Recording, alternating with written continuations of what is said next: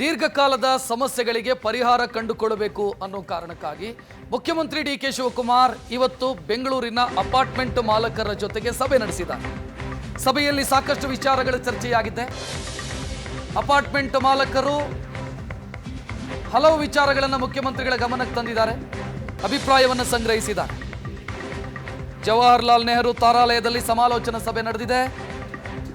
Apartment ಮಾಲಕರು ಮತ್ತು ನಿವಾಸಿಗಳು ಈ ಸಭೆಯಲ್ಲಿ ಭಾಗಿಯಾಗಿ ಹಿಂದೆ ಎಲೆಕ್ಷನ್ಗೂ ಮೊದಲು ಡಿ.ಕೆ. ಶಿವಕುಮಾರ್ ಅಪಾರ್ಟ್ಮೆಂಟ್ ಮಾಲಕರ ಜೊತೆಗೆ ಸಭೆಯನ್ನು ಕೂಡ ಮಾಡಿದ್ರು, ಹಲವು ಭರವಸೆಗಳನ್ನ ಕೂಡ ಕೊಟ್ಟಿದ್ರು. ಈಗ ಮುಖ್ಯಮಂತ್ರಿಯಾಗಿ ಸಮಸ್ಯೆಗಳನ್ನು ಬಗೆಹರಿಸೋ ಪ್ರಯತ್ನದಲ್ಲಿ ಡಿ.ಕೆ. ಶಿವಕುಮಾರ್ ಅವರು ಇರೋದು. ಸಭೆಯ ದೃಶ್ಯವನ್ನ ನೀವು ನೋಡ್ತಾ ಇದ್ದೀರಿ. ಹಲವು ವಿಚಾರಗಳು ಈ ಸಭೆಯಲ್ಲಿ ಪ್ರಸ್ತಾಪ ಆಗಿದೆ.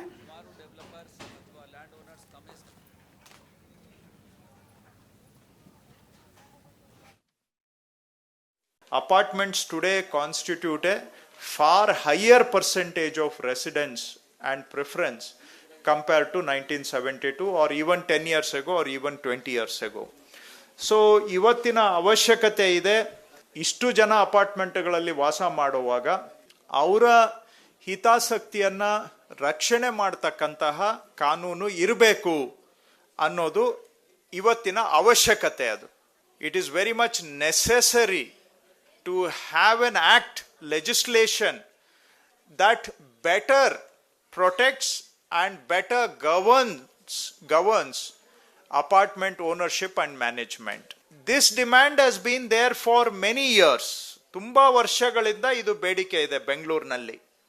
ಇವತ್ತಲ್ಲ, ನನಗೆ ಇದು 10 ವರ್ಷದಿಂದ ನಾವು ಡಿಮ್ಯಾಂಡ್ ಕೇಳ್ತಾನೆ ಇದೀವಿ, 10-12 ವರ್ಷದಿಂದ. ಯಾಕಂದ್ರೆ ನಾನು ಕೂಡ ಇವತ್ತು ನಾವೆಲ್ಲ ಈ ಅಪಾರ್ಟ್ಮೆಂಟ್ ವಿಚಾರಕ್ಕೆ ಮುಕ್ತಿ ಕೊಡಬೇಕು ಅಂತ ಹೇಳಿ ನೀವೆಲ್ಲ ಬಹಳ ಜನ ನನ್ನ ರಿಕ್ವೆಸ್ಟ್ ಮಾಡ್ಕೊಳ್ತಾ ಇದ್ರಿ. ನಿಮ್ಮ ಎಷ್ಟೋ ಅಪಾರ್ಟ್ಮೆಂಟ್ ಬಂದಿದ್ದೀನಿ, ನೀವೆಲ್ಲ ಪ್ರಸ್ತಾವನೆ ಮಾಡಿದ್ದೀರಿ, ನನಗೆ ಕೆಲವರೆಲ್ಲ ಬರೆದಿದ್ದೀರಿ. ಡೆವಲಪರ್ಸ್ ಪ್ರಾಬ್ಲಮ್ಮು ಕೂಡ ಅರಿವಿದೆ. ನಾನು ಇವತ್ತು ಅವ್ರಿಗೂ ಟೈಮ್ ಕೊಟ್ಟಿದ್ದೀನಿ, ಒಂದು 10 ನಿಮಿಷ. ಅವರು ಏನೋ ನಂತರ ಮಾತಾಡಬೇಕು ಅಂತ ಹೇಳಿದ್ದಾರೆ, ಅವ್ರಿಗೂ ಟೈಮ್ ಕೊಟ್ಟಿದ್ದೀನಿ. ಮತ್ತೆ ಕೃಷ್ಣ ಬೈರೇಗೌಡರಿಗೂ ಮಾತಾಡ್ತೀನಿ. ವಿಲ್ ಆಲ್ಸೋ ಆಸ್ಕ್ ಅವ್ರದ್ದು ಏನು ಆಂಗಲ್ ಇದೆ ಅಂತ ಅವನು ಕೇಳ್ತೀವಿ. But we are very firm. When property is been given to you, you should have the right. You are the owners. ಅದರಲ್ಲಿ ನಮಗೇನು ತರದ ಇಲ್ಲ. ಎಲ್ಲ ಸಾಧಕ ಬಾಧಕಗಳೆಲ್ಲ ನೀವೇ ಅದನ್ನು ನೋಡ್ಕೋಬೇಕು. ಬಟ್ ನನಗೆ ಬಹಳ ನೋವು ಏನಾಗ್ತಾ ಇದೆ ಅಂದರೆ, once you become the apartment owners, ನೀವು ಅಗ್ರಿಮೆಂಟ್ ಮಾಡ್ಕೊಳ್ಳೋಕೆ ಒಂಥರ, ರಿಜಿಸ್ಟ್ರೇಷನ್ ಮಾಡ್ಕೊಂಡಾದ್ಮೇಲೆ ಒಂಥರ, ಒಳಗಡೆ ಹೋದ್ಮೇಲೆ ಒಂಥರ, ಆಮೇಲೆ ಯಾರೋ ಒಂದು 3-4 ಜನ ಸೇರ್ಕೊಬಿಡ್ತಾರೆ, ಎಲ್ಲ ತಗರಾಲ್ ಗಿರಾಕಿಗಳು, ಲಿಟಿಗೆಂಟ್ಸು.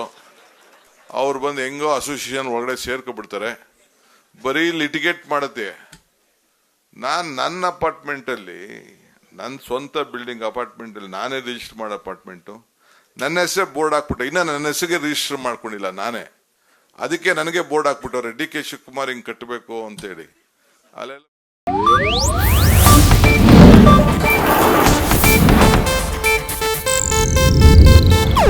ಇದು ಏಷ್ಯಾನೆಟ್ ನ್ಯೂಸ್ ನೆಟ್ವರ್ಕ್ ಪ್ರಸ್ತುತಿ.